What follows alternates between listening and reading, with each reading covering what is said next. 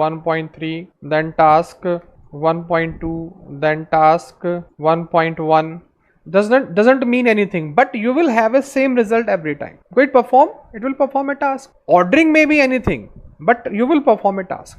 So that is called the concurrency, and this we have to achieve. Means we have to divide this task into small tasks, and they will take a memory space somewhere else, and they will execute together and will give the same result which we are get without a thread or without a coroutines. So that we are going to implement. So let's understand here a program. We have a main function implementation here. Then I define one more function, and I say this function check URL connection like this, and we have URL of string type, and here we use response and error for http dot. We have the http dot get, and here we pass URL, and I save this here.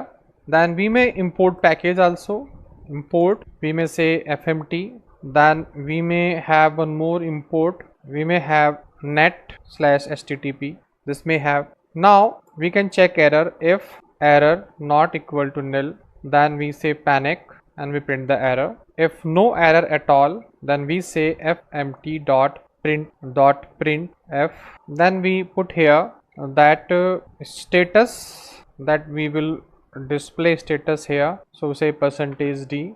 Then we say URL %s/n, and here we print response dot status code, and then we should display URL also.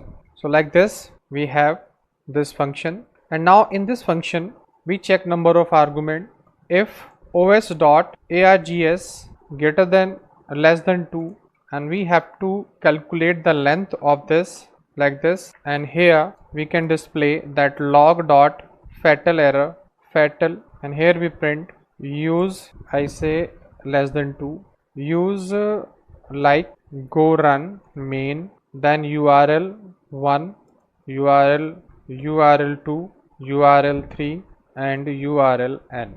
Like this we have to use. Then if everything is okay, then I run a for loop, and here I take one URL from this range. I say os.args, and I run it from 1 to all like this, and here I call this function that is check URL connection, and here I will put URL and save this. So we have this one. So OS is undefined. It's saying OS is undefined, so we have to declare